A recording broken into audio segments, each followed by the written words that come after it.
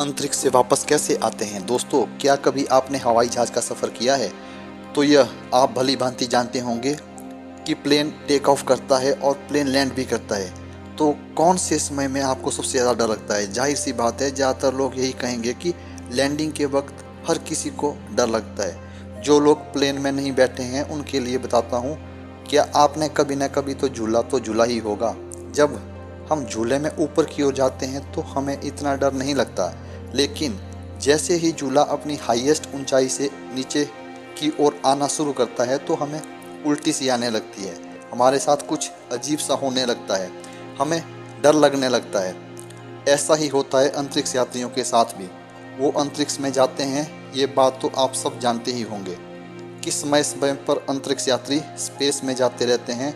लेकिन क्या आप ये जानते हैं कि किसी भी एस्ट्रोनॉट का अंतरिक्ष में जाकर वहाँ एक्सपेरिमेंट करना तो आसान है, जबकि सबसे खतरनाक वहाँ जाना, फिर अंतरिक्ष से वापस आना उससे भी कहीं ज़्यादा खतरनाक है। इसलिए आप ये सोचने की गलती बिल्कुल मत करना कि आप अंतरिक्ष में आसानी से पहुंचकर वापस आ सकते हैं। यह सफ़र इतना खतरनाक और डरावना होता है कि आपकी इसमें जान भी जा सकती है। और सबसे बड़ी बात, इसमें कंट्रोल आपके हाथ में बिल्कुल भी नहीं होता है। जो कुछ हो रहा है उसे बस होने देना है। शायद आप ये नहीं जानते होंगे कि कल्पना चावला अंतरिक्ष में जाने वाली पहली भारतीय महिला थी। जब उनका यान अंतरिक्ष से पृथ्वी की ओर आ रहा था तो उनके साथ एक हादसा हुआ था, जिसके कारण कल्पना चावला और उनके साथ बैठे अंतरिक्ष यात्रियों की मौके पर ही मौत हो गई थी। नासा इस बात को कभी भी नहीं बताता, लेकिन खबरों की माने तो कल्पना चावला और उनके साथियों की मौत की वजह अंतरिक्ष यान के इंजन में खराबी थी।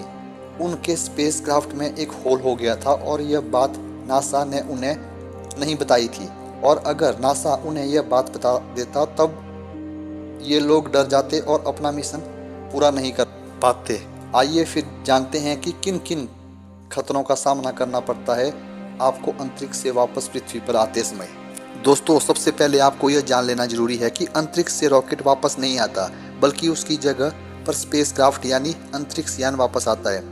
रॉकेट और स्पेसक्राफ्ट दोनों अलग अलग होते हैं। रॉकेट वो है जो न्यूटन के तीसरे नियम पर काम करता है और किसी भी चीज को विपरीत दिशा में गति प्रदान करता है। अंतरिक्ष में जाने के लिए रॉकेट और स्पेसक्राफ्ट दोनों की ही जरूरत पड़ती है। जब पृथ्वी से अंतरिक्ष यात्री को स्पेस में भेजा जाता है तब उसे स्पेसक्राफ्ट में भेजा जाता है और इस स्पेसक्राफ्ट को रॉकेट में इंजन के साथ जोड़ दिया जाता है। रॉकेट के अलग अलग पुर्जे होते हैं जो एक निर्धारित समय के बाद रॉकेट से अलग हो जाते हैं और स्पेस में ही कहीं गुम हो जाते हैं। और यह प्रक्रिया तब तक चलती रहती है जब तक स्पेसक्राफ्ट अंतरिक्ष में पहुंच ना जाए। दोस्तों, अंतरिक्ष में स्पेसक्राफ्ट का मेन काम होता है।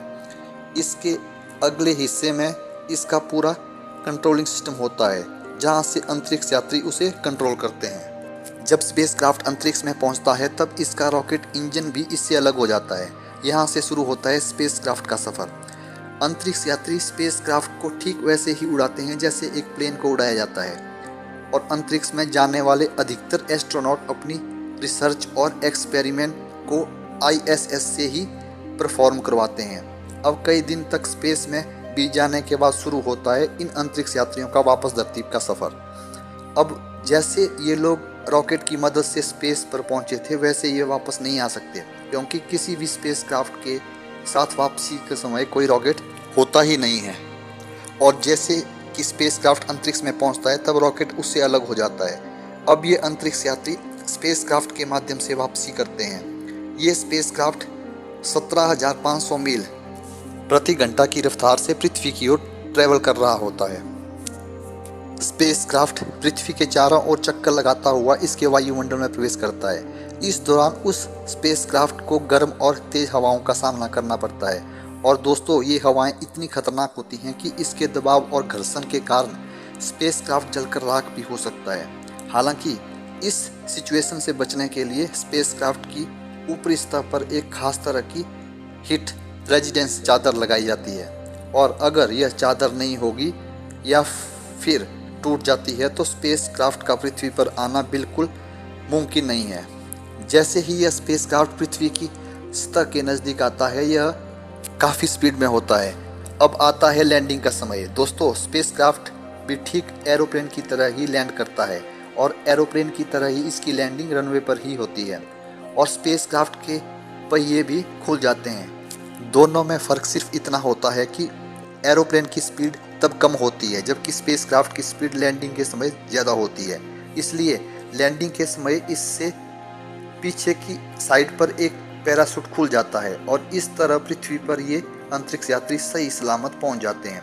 वैसे दोस्तों, मरकरी, जेमिनी, अपोलो, सोयूज जैसे कुछ स्पेसक्राफ्ट की लैंडिंग समुद्र में करवाई गई थी। हालांकि अब यह प्रोसेस ज़्यादा इस्तेमाल नहीं किया जाता क्योंकि इसमें स्पेसक्राफ्ट के यात्रियों को डूबने का खतरा ज़्यादा होता है। दोस्तों, क्या आप लोग जानते हैं कि जब अंतरिक्ष यात्री स्पेस में जाते हैं तो उन्हें सफ़ेद रंग का सूट पहनाया जाता है, लेकिन जब वे वापस पृथ्वी पर आते हैं तब उन्हें ऑरेंज रंग का स्पेस सूट पहनाया जाता है। आखिर ऐसा क्यों होता है?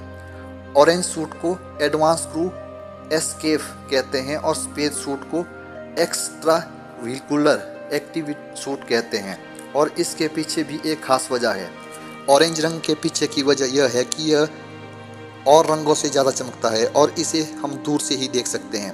इस ऑरेंज सूट में पैराशूट और नाइफ जैसी चीज़ें अटैच होती हैं जिससे किसी दुर्घटना होने की स्थिति में एक अंतरिक्ष यात्री की जान बचाई जा सके। और स्पेस सूट को अंतरिक्ष में इसलिए पहनाया जाता है जो स्पेस के अंधेरे में आसानी से दिख जाए। यह बेहद एडवांस टेक्नोलॉजी से बनाए जाते हैं। दोस्तों, अंतरिक्ष यात्री के लिए सबसे बड़ी चुनौती उस दिन होती है जब अंतरिक्ष यात्री को वापस पृथ्वी पर आना होता है। आज की वीडियो में बस इतना ही।